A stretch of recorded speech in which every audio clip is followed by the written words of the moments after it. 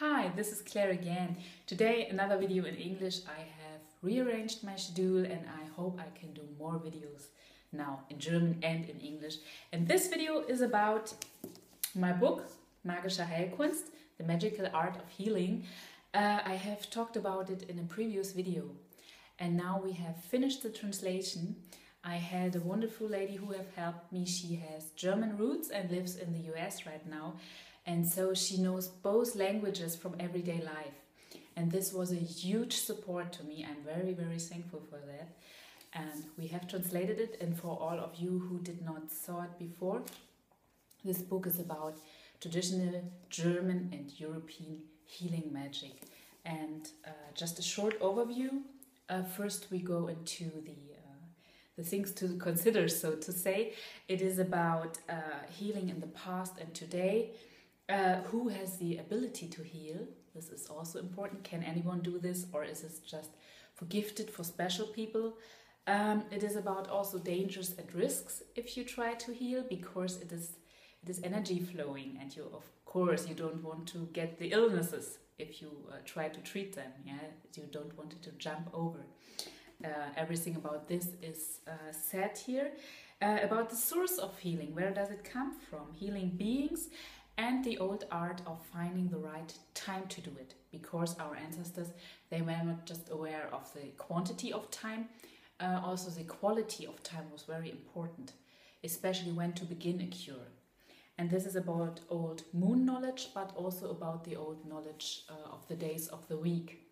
And some of you, they might be reminded of old magic books like The Long Lost Friend. When reading this book comes from Germany.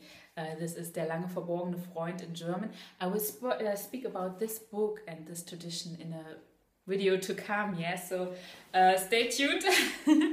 We will talk about this.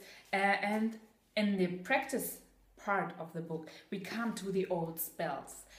Similar to them that are mentioned here, but of course this is just one magic book from Germany. We have many spells. We have a rich tradition in these things, and also about techniques like working with trees, walking with water in a traditional way. Yeah, this book focuses very much on tradition, of course also on influences of today, but it is a very deep longing of my heart. I don't know how to say it better in English now. It is a deep longing of my heart to preserve old traditions and to translate them into today's world, yeah, not just adoring tradition, but to make it, to bring it into life again, so to say. Yes, it's about magical herbs, plants of power, and about magical stones in the past.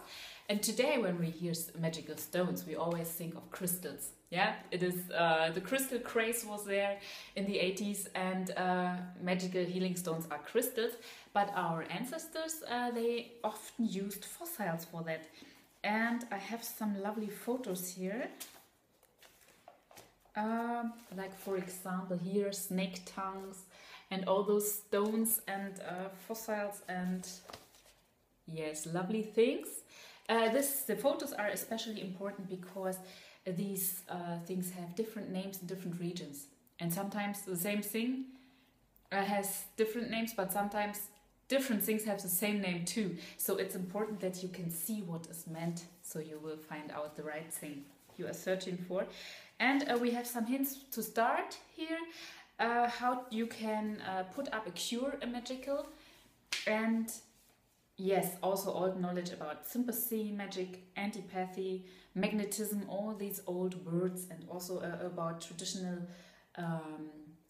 names for illnesses, because these names often reflect what our ancestors thought was missing or what was too much in the body, so it needed to be balanced again. Yeah, so this is a book, we have translated it, and now of course we are searching for a publishing house. Still searching, but I think we will find it. I hope it very much. It would be so lovely to know that this old knowledge from Germany, from traditional European also traditions, because Germany is in the middle of Europe, so of course we were influenced by many things. But to see this old knowledge yes, be practiced again, be translated into today, used today. Yeah, because it simply works. I have a story here in this book. Once when I was researching the book, I burned myself with coffee, with very hot coffee. And because of the research, I knew there was a spell, and I repeated it in my mind. I repeated it, and the coffee was burning hot, and I not even had just one red spot on my legs where the coffee fell. So this was the point where I thought, well, I am myself, I am not a healer. I do work as a tarot reader and a Lenormand reader, and I do work as an author and teacher, but not as a healer. And if I, as a not gifted person for healing, can do this, then anyone can do this. Yeah. So this was a point where I got to know, well, of course, we don't want to go into superstition. This is clear. But the old knowledge is sometimes like a big pool. We don't have to invent everything from ourselves. We can take it from this pool. We can revive it. We can make it work again. And we don't have to, as we say in German, invent the wheel every time new. Yeah, we have something we can rely on, and there is an old, like say, pool of power that we can catch energy from. There is knowledge. We have traditions, and we just have to put them into today's world so they can give us today power too. Yeah. So this is a book. We will go on, and I would be very happy if you support it.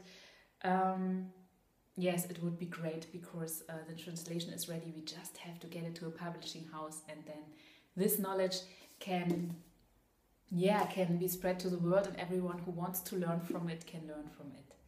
Yeah, thank you very much, and we will see each other in the next video.